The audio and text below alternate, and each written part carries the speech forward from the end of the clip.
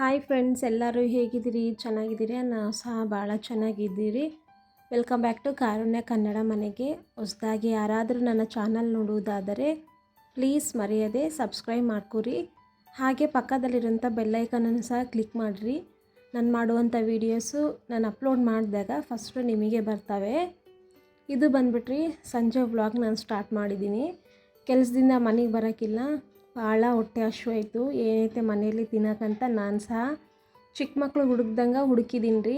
ಆದರೆ ತಿನ್ನೋಕ್ಕೆ ಮೊಂಡಾಳು ಬೂಂದಿ ಇತ್ತು ರೀ, ಖಾರ ಬೂಂದಿ. ನಾ ಅದ್ರ ಜೊತೆಗೆ ಸ್ವಲ್ಪ ಈರುಳ್ಳಿದ್ರೆ ಚೆನ್ನಾಗಿರುತ್ತಲ್ವ ಅಂತೇಳಿ ಆ 3 ಹಾಕ್ಕೊಂಡು ನಾನು ತಿನ್ನೋಕೆ ಕೂತ್ಕೊಂಡಿದ್ದೀನಿ ರೀ.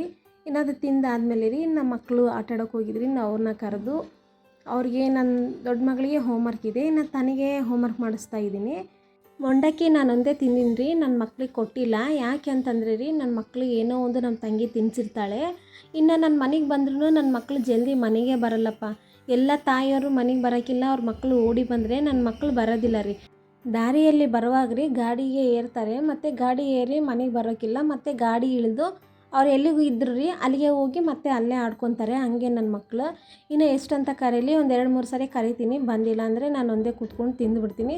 ಅವರು ತಿನ್ನೋದೇನೋ ಸ್ಪೆಷಲ್ ಏನೋ ಇದ್ದಿದ್ರೆ ರೀ, ನಾನು ಅವ್ರಿಗೆ ಬೇಕಂದರೆ ತೆಗ್ದಿರ್ತೀನಿ, ನಾನು ತಿಂತೀನಿ. ಆಲ್ಮೋಸ್ಟು ನನ್ನ ಮಕ್ಕಳು ನಮ್ಮ ಯಜಮಾನ್ರ ಬಿಟ್ಟು ನಾನು ತಿನ್ನಲ್ಲ. ಒಂದು ವೇಳೆ ತಿಂದಿನಂದರೆ ಅವತ್ತು ನನಗೆ ಏನೋ ಭಾಳ ಹೊಟ್ಟೆ ಹಶ್ವಾಗಿದೆ ಅಂತ ಅರ್ಥ. ಇನ್ನು ಎಲ್ಲರೂ ಬೆಳಗ್ಗೆ ಕಸ ಬಳಿದ್ರೆ ರೀ, ನನ್ನ ಸಣ್ಣ ಮಗಳು ಸಾಯಂಕಾಲ ಕಸ ಬಳಿತಾಳೆ. 7 ಗಂಟೆ ಆಗಾಗ ಬಂದಿದೆ ಟೈಮು, ಆವಾಗ ಕಸ ಬಳಿತಿದ್ದಾಳೆ. ಈ ಕಸ ಬಳಿಯೋಕ್ಕೆ ನನ್ನ ಮಗಳಿಗೆ ಜೋಶ್ ಬಂದಿದೆ ರೀ. ಯಾಕೆ ಜೋಶ್ ಬಂದಿದೆ ಅಂತಂದರೆ, ಇನ್ಸ್ಟಾಗ್ರಾಮ್ದಲ್ಲಿ ನನ್ನ ದೊಡ್ಡ ಮಗಳು ಹಾಕಿದಂಥ ರಂಗೋಲಿಯನ್ನು ನಾನು ನೋಡ್ತಾ ಇದ್ದೀರಿ. ಆವಾಗ ನನ್ನ ದೊಡ್ಡ ಮಗಳು ಬಂದು, ಅಮ್ಮ ನನ್ನ ವೀಡಿಯೋಗೆ ಎಷ್ಟು ಲೈಕ್ಸ್ ಬಂದಿದ್ದಾವೆ, ಹಾಗೆ ಎಷ್ಟು ಜನ ಫಾಲೋವರ್ಸ್ ಆಗಿದ್ದಾರೆ ಅಂತ ಕೇಳ್ತಿದ್ಲು. ಅವಾಗ ಕೇಳುವಾಗ ನನ್ನ ಸಣ್ಣ ಮಗಳು ಸಹ ಇದ್ಲು, ಅಮ್ಮ ನನ್ನ ರಂಗೋಲಿಗೆ ಎಷ್ಟು ಲೈಕ್ಸ್ ಬಂದಿದ್ದಾವೆ ಅಂತ ಕೇಳ್ತಾ ಇದ್ದಾಳೆ ರೀ. ಈಗ ಪ್ರೆಸೆಂಟ್ ಆದರೆ ನನ್ನ ಮಗಳಿಗೆ ರೀ, ಚಿಕ್ಕ ಮಗಳ ವೀಡಿಯೋಗೆ 60 ಲೈಕ್ಸ್ ಬಂದಿದ್ದಾವೆ. ಇನ್ನು ಅಮ್ಮ ಎಷ್ಟೊಂದು ಬಂದವಮ್ಮ, ನಿನಗೆ ಲೈಕ್ಸ್ ಅಂತ ಹೇಳೋಕ್ಕಿಲ್ಲ. ಅಮ್ಮ ಈಗ ಮತ್ತೆ ಹೋಗಿ ನಾನು ಕಸ ಬಳಿದು ರಂಗೋಲಿ ಹಾಕ್ತೀನಿ ಅಂತೇಳಿ ಹೋಗಿದ್ದಾಳೆ ರೀ. ಅದಕ್ಕೆ ಕಸ ಬಳಿತಾ ಇದ್ದಾಳೆ. ಇವಾಗ ಫುಲ್ ಜೋಶಲ್ಲಿದ್ದಾಳೆ, ಯಾಕೆಂದರೆ ಈಗ 60 ಲೈಕ್ಸ್ ಬಂದಿದ್ದಾವಲ್ವ, ಅದಕ್ಕೆ. ಇನ್ನು ಫಾಲೋವರ್ಸ್ ಏನು ಒಬ್ಬರೂ ಇಲ್ಲ, ಜಸ್ಟ್ ಲೈಕ್ಸ್ ಒಂದೇ ಅಷ್ಟು ಬಂದಿದ್ದಾವೆ. ನಮ್ಮ ಕಾರುಣ್ಯ ಒಂದು ರಂಗೋಲಿ ಹಾಕಿದ್ದಾಳೆ ರೀ. ಆ ರಂಗೋಲಿಗೆ ಈಗ ಹತ್ರ 2 ಮಿಲಿಯನ್ಸ್ಗೆ ರೀಚ್ ಆಗ್ತಾ ಇದೆ. ಇನ್ನು ಲೈಕ್ಸ್ ಬಂದುಬಿಟ್ರಿ 77,000 ಏನೋ ಇದ್ದಾವೆ. ಅಷ್ಟು ಲೈಕ್ಸ್ ಮಾಡಿದ್ದಾರೆ ಆ ವಿಡಿಯೋಗೆ. ಮತ್ತು ಆ ರಂಗೋಲಿ ಅಷ್ಟೇನು ಇಷ್ಟ ಇಲ್ಲ, ನನಗಂತೂ ಇಷ್ಟ ಇಲ್ಲ ಅಂತ ಹಂಗಂತ ಏನಿಲ್ಲ. ಬೇರೆ ರಂಗೋಲಿ ನೋಡಿದ್ರೆ ಅದು ಅಷ್ಟಿಲ್ಲ, ಆದರೂ ಆ ವಿಡಿಯೋಗೆ ಅಷ್ಟು ವ್ಯೂಸ್ ಬಂದಿದ್ದಾವೆ. 78,000 ಲೈಕ್ಸ್ ಬಂದಿದ್ದಾವೆ ರೀ. ನಾನೇ ಶಾಕು. ಅಂದರೆ ಯೂಟ್ಯೂಬಲ್ಲಿ ಅಷ್ಟು ಬರೋದಿಲ್ಲ, ಇನ್ಸ್ಟಾಗ್ರಾಮ್ದಲ್ಲಿ ಭಾಳ ಬಂದಿದ್ದಾವೆ ನನ್ನ ಮಗಳಿಗೆ ಲೈಕ್ಸ್. ಬಟ್ಟೆ ಮಿಷಿನ್ಗೆ ಹಾಕೋಣ ಅಂತ ಅನ್ನಿಸ್ತು ರೀ. ಇನ್ನು ಅನಿಸ್ದಾಗ ಮಾಡೋದು ಒಳ್ಳೇದಂತೇಳಿ ಇನ್ನು ಮಿಷಿನ್ಗೆ ಬಟ್ಟೆ ಹಾಕ್ತಾಯಿದ್ದೀನಿ. ಇನ್ನೊಂದು ಸೈಡ್ ರೀ, ನನ್ನ ದೊಡ್ಡ ಮಗಳಿಗೆ ಹೋಮ್ವರ್ಕ್ ಮಾಡೋಕ್ಕೂ ಹೇಳಿದ್ದೀನಿ. ನಮ್ಮ ದೊಡ್ಡ ಮಗಳಿಗೆ ತನ್ನ ಹತ್ರನೇ ಕೂತ್ಕೊಂಡು ಹೋಮ್ವರ್ಕ್ ಮಾಡಿಸ್ಬೇಕನ್ನೋದು ಏನಿಲ್ಲ. ತನಗೆ ಒಂದು ಸಾರಿ ಹೇಳೀವಿ ಅಂದರೆ ಮಾಡ್ತಾಳೆ. ಆಮೇಲೆ ನಾನು ಒಂದು ಸಾರಿ ನೋಡ್ತೀನಿ ಕರೆಕ್ಟ್ ಮಾಡಿದ್ದಾಳೆ ಇಲ್ಲ ಅಂತ. ಒಂದು ವೇಳೆ ತಾನೇನ ತಪ್ಪು ಮಾಡಿದ್ರೆ ಮತ್ತೆ ನಾನು ತನಗೆ ಹೇಳಿಕೊಡ್ತೀನಿ. ಇಲ್ಲ ಅಂತಂದರೆ ಆಲ್ಮೋಸ್ಟ್ ತಾನು ಕರೆಕ್ಟ್ ಮಾಡೋಕ್ಕೆ ಟ್ರೈ ಮಾಡ್ತಾಳೆ. ಇನ್ನು ನಾನು ಮನೆಯಲ್ಲಿ ತುಪ್ಪ ಮಾಡಿದ್ದೆ ರೀ. ಇನ್ನು ಅದನ್ನಾದರೂ ಡಬ್ಬೆಗೆ ಹಾಕೋಕ್ಕೆ ನನಗೆ ಟೈಮ್ ಸಿಗ್ತಾ ಇಲ್ಲ. ಇಷ್ಟು ದಿನ ಮಾಡೋಕ್ಕೆ ಟೈಮ್ ಸಿಕ್ಕಿಲ್ಲ, ಈಗ ಡಬ್ಬೆಗೆ ಹಾಕೋಕ್ಕೂ ನನಗೆ ಟೈಮ್ ಸಿಗ್ತಾ ಇಲ್ಲ. ಇನ್ನು ಇವತ್ತು ಹಾಕಿಡೋಣ ಅಂತೇಳಿ ಮತ್ತೆ ಬಿಸಿ ಮಾಡಿದ್ದೀನಿ. ಆದರೆ ಏನು ಮಾಡಬೇಕು, ಬಿಸಿ ಮಾಡಿ ಮತ್ತೆ ನಾನು ಹಾಕೇ ಇಲ್ಲ, ಮರ್ತು ಬಿಟ್ಟಿನಿ ನಾನು. ಇನ್ನೊಂದು ಸೈಡ್ ರೀ, ಇನ್ನು ರಾತ್ರಿಗೆ ಅಡುಗೆಗೆ ಬಂದುಬಿಟ್ಟು ಟೊಮೆಟೊ ಹಣ್ಣಿನ ಸಾರು ಮಾಡ್ತಾಯಿದ್ದೀನಿ, ಜೊತೆಗೆ ಅನ್ನ ಮಾಡ್ತಾಯಿದ್ದೀನಿ. ನನ್ನ ಮಗಳದ್ದು ಈ ಪೆನ್ಸಿಲ್ ತೋರಿಸ್ತಿದ್ದೀನಲ್ವ ರೀ, ಸ್ಕೂಲಿಗೆ ಕಳಿಸ್ದಾಗಿಂದ ಇದೇ ಪೆನ್ಸಿಲ್ನಿಂದನೇ ನನ್ನ ಮಗಳು ಬರ್ತಿದ್ದಾಳೆ. ಸ್ಕೂಲ್ ಬಂದುಬಿಟ್ರಿ ಜೂನಲ್ಲಿ ನಾನು ಕಳಿಸಿದ್ದೀನಿ. ಜೂನ್, ಜುಲೈ, ಆಗಸ್ಟ್ ಈ 3 ತಿಂಗಳಲ್ಲಿನೂ ಬರೆಯೋಕ್ಕೆ ಸ್ಟಾರ್ಟ್ ಮಾಡಿದಾಳೆ ರೀ. ಆಗಸ್ಟ್ 3ನೇ ತಾರೀಕು ರೀ ಈ ಪೆನ್ಸಿಲ್ ನನ್ನ ಮಗಳಿಗೆ ಕೊಟ್ಟಿದ್ದು. ವಸ್ತುನೂ ಕಳ್ಕೊಂಬರಲ್ಲ ರೀ, ಇನ್ನೊಬ್ರನ್ನೂ ತೊಗೊಂಡು ಬರಲ್ಲ. ಏನನ್ನಾಗಲಿ ತಾನು ವಸ್ತು ನೀಟಾಗಿ ಇಟ್ಕೊತಾಳೆ. ಇದೇ ಶಿಸ್ತು ನನ್ನ ಮಗಳಿಗೆ ಯಾವಾಗಲಿರಲಿ. ಅಡುಗೆಗೆ ರೀ, ಒಂದು ಸೈಡ್ ಟೊಮೆಟೊ ಸಾರಿಗೆ ರೆಡಿ ಮಾಡ್ತಾಯಿದ್ದೀನಿ, ಇನ್ನೊಂದು ಸೈಡ್ ಅನ್ನಕ್ಕೆ ಇಡ್ತಾಯಿದ್ದೀನಿ ರೀ. ಬೇಗ ಟೊಮೆಟೊ ಸಾರು ಆಗುತ್ತಾ, ಅದಕ್ಕೆ ಬೇಗ ಮಾಡ್ಕೊತಿದ್ದೀನಿ. ಯಾಕೆಂದರೆ ಒಂದು ಸೈಡ್ ಬಟ್ಟೆಗೆ ಮಿಷಿನ್ ಹಾಕಿದ್ದೀನಲ್ಲ, ಅದನ್ನು ಬೇಗ ಮಾಡ್ಕೋಬೇಕು. ಇನ್ನು ಇದೆಲ್ಲ ಮಾಡೋಕ್ಕೆ ನನಗೆ ಟೈಮ್ ಆಗುತ್ತೆ ರಾತ್ರಿ. ಇನ್ನೊಂದು ಏನಂದರೆ, ನಾಳೆ ಹಾಸ್ಪಿಟಲಲ್ಲಿ ಒಂದು ಆಪ್ರೇಷನ್ ಇದೆ, ಅದಕ್ಕೆ ಇನ್ನೊಂದು ನಮ್ಮ ಫಾರ್ಮ್ ಸಹ ಕ್ಲೀನ್ ಮಾಡಬೇಕು ನಾಳೆ. 2 ಫಾರ್ಮ್ಸು, ಚಿಕ್ಕ ಫಾರ್ಮು ಮತ್ತು ಅಲ್ಲಿರೋ ದೊಡ್ಡ ಫಾರ್ಮು 2 ಸಹ ಕ್ಲೀನ್ ಮಾಡಬೇಕಾಗುತ್ತೆ ಅಂತೇಳಿ ಇವತ್ತೇ ಸ್ವಲ್ಪ ಬಟ್ಟೆ ಎಲ್ಲ ಹಾಕ್ಕೊಂಬಿಡೋಣ, ಮತ್ತು ನಾಳೆ ಅದು ಮಾಡಿ ಅಲ್ಲಿ ಮಾಡೋಕೆ ಆಗೋಲ್ಲ ಅಂತೇಳಿ ಮಾಡ್ಕೊತಾ ಇದ್ದೀನಿ. ಇನ್ನು ಅಮ್ಮ ಬಂದಿದ್ರಿ, ಇನ್ನು ಅಮ್ಮ ನನ್ನ ಕಡೆ ಮಾತಾಡಿ ಅವರು ಮನೆಗೆ ಹೋಗ್ಬಿಟ್ಟು ಅನ್ನಕ್ಕೆ ಇನ್ನು ಸಣ್ಣ ಒಲೆ ಮೇಲೆ ಇಟ್ಟು ಸಣ್ಣ ಉರಿ ಇಟ್ಟಿದ್ದೀನಿ. ಇನ್ನು ಈ ಕಡೆ ಸೈಡ್ ಟೊಮೆಟೊ ಸಾರಿಗೆ ಇಟ್ಟಿದ್ದೀನಿ ರೀ ಕುಕ್ಕರಲ್ಲಿ. ಒಂದು 5-6 ವಿಷಲ್ ಬರಲಿ, ಬೇಗ ಆಗುತ್ತಂತ. ಇನ್ನೊಂದು ಸೈಡ್ ರೀ ಹೊರಗಡೆ ಯಾಕೆ ನಾನು ಟೊಮೊಟೊ ಹಣ್ಣು ಇಟ್ಟಿದ್ದೀನಿ ಅಂದರೆ ರೀ, ಇವತ್ತು ಟೊಮೊಟೊ ಹಣ್ಣು 30 ರೂಪಾಯಿ 3 ಕೆ ಜಿ ಬಂದಿದ್ದಾವೆ. ಎಲ್ಲನೂ ಸಹ ಹಣ್ಣೇ ಆಗಿದ್ದಾವೆ, ಕಾಯಿಲ್ಲ. ನಾನೆಲ್ಲ ಟೊಮೊಟೊ ಹಣ್ಣು ಆಲ್ಮೋಸ್ಟು ಕಾಯಿರೋವು ಆರಿಸ್ಕೊತೀನಿ. ಫುಲ್ ಕಾಯಿ ಅಲ್ಲ ರೀ, ಸ್ವಲ್ಪ ಕೆಂಪಗಿರೋ ತೊಗೊತೀನಿ. ಯಾಕೆಂದರೆ ಹಂಗೆ ತೊಗೊಂಡ್ರೆ ನನಗೊಂದು ವಾರದವರೆಗೆ ಟೊಮೊಟೊ ಹಣ್ಣು ಬರ್ತವೆ. ಇಲ್ಲ ನಾನು ಹಿಂಗೆ ಕೆಂಪನ್ನು ತೊಗೊಂಡಿನಂದರೆ ಬೇಗ ಹೋಗಿಬಿಡ್ತವೆ. ಅಲ್ಲಿಗೆ ನಾನು ಇವನ್ನೆಲ್ಲ ಆರಿಸಿ ತೊಗೊಂಡಿದ್ದೀನಿ. ಎದಕ್ಕೆ ತೊಳಿತಾ ಇದ್ದೀನಿ ಅಂದರೆ ರೀ, ಟೊಮೊಟೊ ಹಣ್ಣು ಸ್ವಲ್ಪ ಕೊಳ್ತೋಗಿದ್ದೀವಿ ರೀ, ಅದ್ರ ಜೊತೆಗೆ ಇವು ಸಹ ಇದ್ದವು. ಇನ್ನು ಆ ರಸ ಎಲ್ಲ ಇವು ಕಂಟು ಇವನು ಕೆಟ್ಟೋಗ್ಬಿಡ್ತಾವೆ ಅಂತೇಳಿ ತೊಳಿತಾ ಇದ್ದೀನಿ. ಇನ್ನು ಅಷ್ಟರಲ್ಲಿ ನಮ್ಮ ಯಜಮಾನ್ರು ಬಂದರು. ಇನ್ನು ಅವ್ರು ಸಹ ಮಾತಾಡಿ ಇನ್ನು ಆಟನ ಸ್ವಲ್ಪ ನನ್ನ ಶಕ್ತಿಯನ್ನು ಪ್ರದರ್ಶನ ಮಾಡಿದ್ದೀನಿ. ನಮ್ಮ ಯಜಮಾನ್ರು ಭಯ ಬಿದ್ದರು, ಬೇಡಪ್ಪ ನಾನು ಆಟೋ ಇರೋದೇ ಒಂದೇ, ಮತ್ತು ನೀನೇನ ಮಾಡಿಬಿಟ್ರೆ ಎಲ್ಲಿ ಮತ್ತೆ ಅದು ರಿಪೇರಿ ನೀನೇನು ಕೊಡ್ತೀಯಾ ಅಂತೇಳಿ ತಮಾಷೆ ಮಾಡಿದರು. ಬರುವಾಗ ನಾನು ಖರ್ಜೂರನ ತೊಗೊಂಡು ಬಂದಿದ್ದೆ ರೀ, ಅದು ಗಾಡಿಯಲ್ಲೇ ಹಾಗೆ ಇತ್ತು, ಮರ್ತೋಗ್ಬಿಟ್ಟಿದ್ದೆ. ನಮ್ಮ ಯಜಮಾನ್ರು ಬಂದಿದ್ದು ನೋಡಿ ನೆನಪು ಬಂತು. ಅದಕ್ಕೆ ಇನ್ನು ಬರ್ತಾ ಬರ್ತಾ ನನ್ನ ಬುಲೆಟಲ್ಲಿ ಖರ್ಜೂರ ಹಣ್ಣು ಇದಾವೆ ನೋಡ್ರಿ ಅಂದರೆ ನನ್ನ ಬುಲೆಟಿಂದ ತಕ್ಕೊಂಡು ಬಂದಿದ್ದಾರೆ ನಮ್ಮ ಯಜಮಾನ್ರು. ಸಾಯಂಕಾಲ ಕೆಲಸ ಮಾಡೋಕೆ ನಿಂತರೆ ರೀ ಎಲ್ಲ ಕೆಲಸ ಮಾಡ್ಕೊಂಬಿಡ್ತೀನಿ. ಇಲ್ಲಾಂದರೆ ಸಾಯಂಕಾಲತ್ತು ನಾನು ಅಸಲು ಜಾಸ್ತಿ ಕೆಲಸನೇ ಮಾಡೋದಿಲ್ಲ. ಎಷ್ಟೇ ಕೆಲಸ ಇದ್ದರೂ ನಾನು ಬೆಳಿಗ್ಗೆನೇ ಮಾಡ್ಕೊಂಡು ಹೋಗ್ತೀನಿ. ಒಂದು ವೇಳೆ ಏನೇನು ಕೆಲಸ ಇತ್ತಂದ್ರೆ ಬಿಟ್ಬಿಡ್ತೀನಿ, ದಿನ ಇದೇ ಅಲ್ಲ ನಾನು ಮಾಡೋದು ಅಂತ. ತಂಗಿ ಸಹ ದಾರಿಯಲ್ಲಿ ವಾಟರ್ ಮೆಲನ್ ತೊಗೊಂಡಿದ್ಲಂತೆ ರೀ, ಇನ್ನು ಅವ್ರು ಅರ್ಧ ಇಟ್ಕೊಂಡು ನನಗೆ ಅರ್ಧ ಕೊಟ್ಟಿದ್ದಾರೆ. ನಮ್ಮ ತಂಗಿ ಏನೇ ತರಲಿ ಆಲ್ಮೋಸ್ಟ್ ತನಗೆ ಅರ್ಧ ಇಟ್ಕೊಂಡು ನನಗೆ ಅರ್ಧ ಕೊಡ್ತಾಳೆ. ಏನೇ ಆಗಲಿ ನಾವು ಸಾರಿ ಏನಂತ ಅಂದಾಗೂ ನಮ್ಮ ತಂಗಿಗೂ ನಾವು ಹಾಗೆ ಕೊಡ್ತೀವಿ. ಯಾಕೆಂದರೆ ಅವ್ರ ಮನೆಯಲ್ಲೂ ಚಿಕ್ಕ ಮಕ್ಕಳಿದ್ದಾರೆ, ನಮ್ಮ ಮನೆಯಲ್ಲೂ ಸಹ ಚಿಕ್ಕ ಮಕ್ಕಳಿದ್ದಾರಲ್ವ, ಅದಕ್ಕೆ ಹಿಂಗೆ ಒಬ್ರಿಗೊಬ್ರು ಅಡ್ಜಸ್ಟ್ ಆದರೆ ಸ್ವಲ್ಪ ದುಡ್ಡನ್ನು ಸೇವ್ ಆಗುತ್ತಾ. ವಾಟರ್ ಮೆಲನ್ ತಿಂದು ನೋಡ್ತಿದ್ದೀನಿ ರೀ, ನಿಜ ರೀ, ಜ್ಯೂಸಿಯಾಗಿ ಸ್ವೀಟಾಗಿ ಎಷ್ಟು ಚೆನ್ನಾಗಿದೆ. ಈ ವಾಯ್ಸ್ ಬಂದುಬಿಟ್ರೆ ಬೆಳಿಗ್ಗೆ ಕೊಡ್ತಾ ಇದ್ದೀನಿ ನಾನು. ನಿನ್ನೆ ಮನೆಗೆ ಅರ್ಧ ಕೊಟ್ಟಿದ್ದೀನಿ, ಹಾಸ್ಪಿಟ್ಲಲ್ಲಿ ಒಂದು ಸ್ವಲ್ಪ ಕೊಟ್ಟಿದ್ದೀನಿ. ಈಗ ಮತ್ತೆ ಬೆಳಿಗ್ಗೆ ಇವಾಗ ಕೊಡ್ತಾಯಿದ್ದೀನಿ ರೀ. ಟೈಮ್ ಬಂದುಬಿಟ್ಟು 5:55 ಆಗಿದೆ. ಇವಾಗ ಕೊಡ್ತಾಯಿದ್ದೀನಿ ವಾಯ್ಸ್.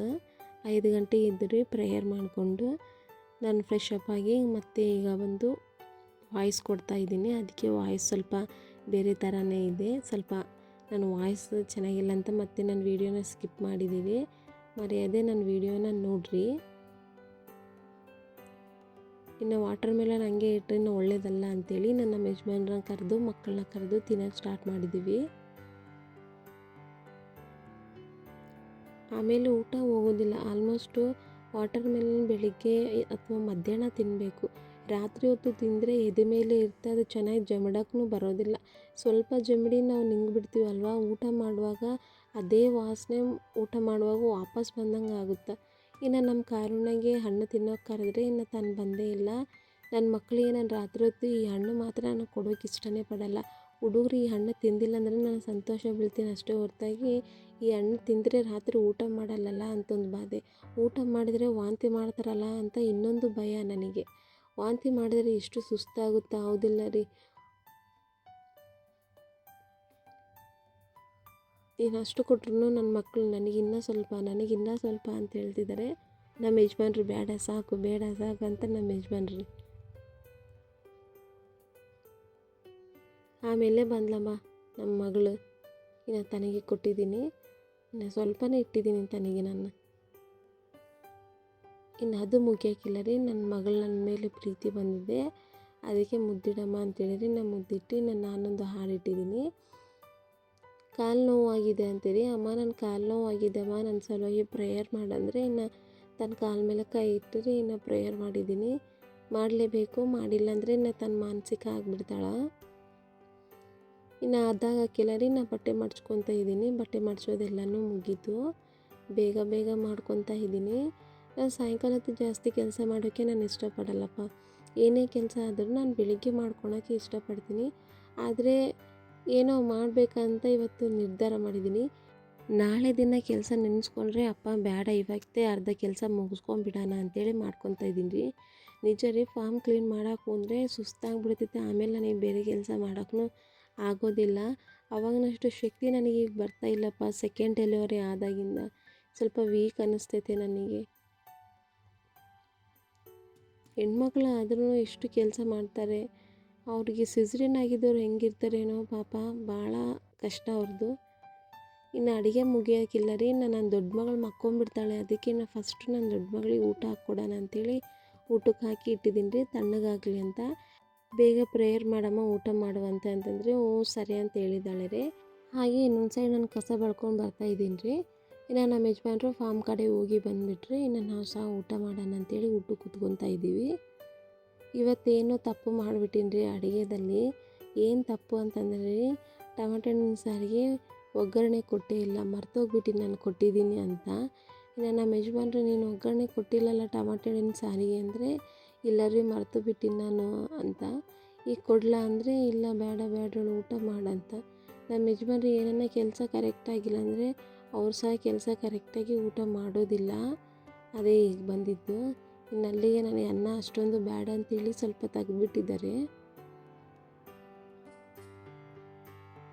ಇಷ್ಟೆಲ್ಲ ಮಾಡಿ ಅದೊಂದು ಮಾಡಿಲ್ಲ ಅಂದರೆ ನನಗೂ ಇಷ್ಟು ಬೇಜಾರಾಗುತ್ತೆ. ಊಟ ಮುಗೀತ್ರಿ, ನಾ ಹಾಸಿಗೆ ಹಾಕಿ ಮಕ್ಕಳು ಮಲ್ಕೊಂಡಿದ್ದಾರೆ.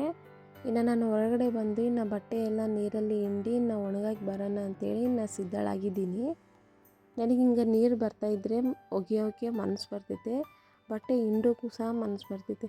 ಈಗ ನೀರಿಲ್ಲ, ಸ್ವಲ್ಪ ನೀರು ತೊಗೊಂಡು ಬಟ್ಟೆ ಹಿಂಡಬೇಕಂದ್ರೆ ನನಗೆ ಇಷ್ಟನೇ ಇಲ್ಲ. ಆದರೆ ಎಷ್ಟೋ ಜನ ಸ್ವಲ್ಪ ನೀರಿದ್ರೂ ನೀಟಾಗಿ ಬಟ್ಟೆ ಹಿಂಡ್ತಾರೆ. ನನಗೆ ಸ್ವಲ್ಪ ನೀರೆಲ್ಲ ಇಂಥ ಟಬ್ 4 ಟಬ್ ಇದ್ರೂ ಸಹ ನನಗೆ ನೀರು ಕಡಿಮೆನೇ ಬರ್ತವೆ. ಕಲಿಬೇಕು ನಾನು ಸಹ ಹಿಂಗೆ ಅಂದರೆ ಮತ್ತೆ ಇದೇ ರೂಢಿ ಆದ್ರೂ ಕಷ್ಟ ಅಲ್ವಾ. ಇವಾಗಂತೂ 24x7 ನೀರು ಬರ್ತವೆ. ಒಂದು ವೇಳೆ ನೀರು ಬಂದಿಲ್ಲ ಅಂದಾಗ ಎಷ್ಟು ಕಷ್ಟ. ನಮ್ಮ ಏರಿಯಾದಾಗ ಎಷ್ಟೋ ಅನುಕೂಲ ಅಂದರೆ ನಿಜ ರೀ. ಇಲ್ಲಿ ನಮ್ಮನೆ ಕಡೆ ಇದ್ದಷ್ಟು ನೀರು ನಮ್ಮ ಏರಿಯಾದಲ್ಲಾಗಲಿ ಆಲ್ಮೋಸ್ಟ್ ಬಳ್ಳಾರಿಯಲ್ಲಿ ಬೇಗ ಎಲ್ಲಿನೂ ನೀರೇ ಇಲ್ಲ. ಇನ್ನು ವಾಷಿಂಗ್ ಮಿಷಿನಾಗಿರೋ ಬಟ್ಟೆ ಸಹ ಎಲ್ಲ ತಗೊಳ್ತಾ ಇದ್ದೀನಿ ರೀ. ನಾನು ಲಾಸ್ಟ್ ಇನ್ನೊಂದು ಹಿಂಡಾಕ್ಬಿಟ್ರೆ ಮುಗಿದು ಹೋಯಿತು. ಇನ್ನು ಬಾಜು ಮನೆಯವ್ರು ಬಂದು ಸ್ವಲ್ಪ ನೀರು ತುಂಬ್ಕೊಂಡು ಹೋಗ್ತಾ ಇದ್ದಾರೆ. ಕುಡಿಯೋ ನೀರು ರೀ ಇವು, ಬಳಸೋ ನೀರನ್ನೂ ಅಲ್ಲ, ಕುಡಿಯೋಕ್ಕೆ ಯೂಸ್ ಮಾಡ್ಕೊತಾರೆ. ಆದರೆ ಇವಾಗ ಯಾರು ಕುಡಿಯೋಕ್ಕೆ ಜಾಸ್ತಿ ಇದನ್ನು ಯೂಸ್ ಮಾಡೋದಿಲ್ಲ, ಎಲ್ಲರೂ ಫಿಲ್ಟರ್ ನೀರೇ ಯೂಸ್ ಮಾಡ್ತಾರೆ. ಇದರಲ್ಲಿ ಒಂಟು ಬರ್ತವ. ಇವಾಗ ಇನ್ನೊಂದು ಮಳೆ ಬರ್ತೈತಲ್ರಿ, ಮಳೆಯಿಂದ ಡ್ರೈನೇಜ್ ನೀರು ಸಹ ಮಿಕ್ಸ್ ಆಗಿದ್ದಾವೆ. ಈ ನೀರು ಕುಡಿಬೇಡ್ರಿ ಅಂತ ಆಶಾ ವರ್ಕರ್ ಹೇಳಿ ಹೋಗಿದ್ದಾರೆ. ಫಿಲ್ಟರ್ ನೀರು ತಂದು ಕುಡಿ, ಇಲ್ಲಾಂದರೆ ಕಾಯಿಸನ್ನು ಕುಡೀರಿ ಅಂತ ಹೇಳ್ತಾರೆ. ಯಾರು ಕಾಯಿಸಿ ಕುಡಿತಾರೆ ರೀ? ಡ್ರೈನೇಜ್ ನೀರು ಹೋಗಿದಾವಂದರೆ ಅಮ್ಮೋ, ಅವಾಗಂಗೆ ಇಲ್ಲ ಈಗಿನ ಜನ ಯಾರಲ್ಲ, ನಾವೇ ಇಲ್ಲ ರೀ. ಇನ್ನು ನೀರು ಚೆನ್ನಾಗಿಲ್ಲ ಅನ್ನೋಕ್ಕಿಲ್ಲ, ಇನ್ನು ನೀರು ನಾವು ಫಿಲ್ಟರ್ ನೀರು ತಂದ್ಕೊತೀವಿ. ಒಂದು ವೇಳೆ ಫಿಲ್ಟರ್ ನೀರು ತರುವಾಗೂ ಇಂಥ ಕಡೆ ಆ ನೀರು ಚೆನ್ನಾಗಿಲ್ಲ ಅಂದ್ಬಿಟ್ರೆ ಇನ್ನು ಅಲ್ಲಿನೂ ಕ್ಯಾನ್ಸಲ್, ಬೇರೆ ಕಡೆ ತಂದ್ಕೊತೀವಿ. ಅಷ್ಟು ಸೂಕ್ಷ್ಮ ಆಗ್ತಾ ಇದ್ದೀವಿ ನಾವು ದಿನೇ. ಇನ್ನೆಲ್ಲ ನೀರಲ್ಲಿ ಹಿಂಡಿ ಹಾಕೋದು ಮುಗೀತ್ರಿ. ಇನ್ನು ವಾಷಿಂಗ್ ಮಿಷಿನ್ದು ವೈರ್ ತೆಗಿತಾ ಇದ್ದೀನಿ. ವೈರ್ ತೆಗಿಯೋಕ್ಕಿಲ್ಲ, ಇನ್ನು ಬಟ್ಟೆ ತೊಗೊಂಡೋಗಿ ಅಲ್ಲಿ ಮೇಲೆ ಹಾಕಿ ಬರಬೇಕು. ಎದಕ್ಕೆ ಇರ್ತಾ ಇಷ್ಟು ಬೆಳಗ್ಗೆ ಬಂತು ಅನ್ಕೊತಿದ್ದೀರಾ? ಬಾಜು ಮನೆ ಅಣ್ಣಂದು ಬರ್ತಡೇ ರೀ, ಅವ್ರ ಫ್ರೆಂಡ್ಸ್ ಬಂದು ಸೆಲೆಬ್ರೇಷನ್ ಮಾಡಿದ್ದಾರೆ. ಇನ್ನು ತಿರುಗಿ ಅಣ್ಣನವ್ರ ಮನೆಗೆ ಹೋಗ್ತಾ ಇದ್ದಾರೆ. ಅದಕ್ಕೆ ಅವರು ಗಾಡಿದು ಆಟೋದು ಲೈಟ್ ಆನ್ ಮಾಡಿದ್ದಾರೆ, ಅದಕ್ಕೆ ಅಷ್ಟು ಬೆಳಕದು. ಇನ್ನು ಮೇಲೆ ಹೋಗಿ ಬಟ್ಟೆ ಹಾಕಿ ಬರೋದೈತೆ. ಪೈಪ್ ಒಂದಿದೆ ಅಲ್ವಾ, ಅದನ್ನು ಸಹ ತೆಗೆದುಬಿಡೋಣ ಅಂತ ತೆಗಿತಾ ಇದ್ದೀನಿ. ಏನು ಮಾಡಬೇಕು, ಗಾಡಿಗಳು ಈಗ ಬಾಜು ಮನೆಯವ್ರು ಬರ್ತಡೇ ಸೆಲೆಬ್ರೇಷನ್ ಮಾಡಿದಾರಲ್ವ, ಹೊಸಬ್ರು ಅಣ್ಣರು ಬಂದಿದ್ದಾರೆ. ಅವ್ರು ನಮ್ಮ ಪೈಪ್ ಮೇಲೆ ಗಾಡಿ ಏರಿಸ್ಬಿಟ್ಟಿದ್ದಾರೆ ರೀ. ಪೈಪ್ ಒಂತಾಗ ಸೀಳ್ಬಿಟ್ಟಿದೆ, ಲೀಕ್ ಆಗ್ತಿದ್ದಾವೆ ನೀರು.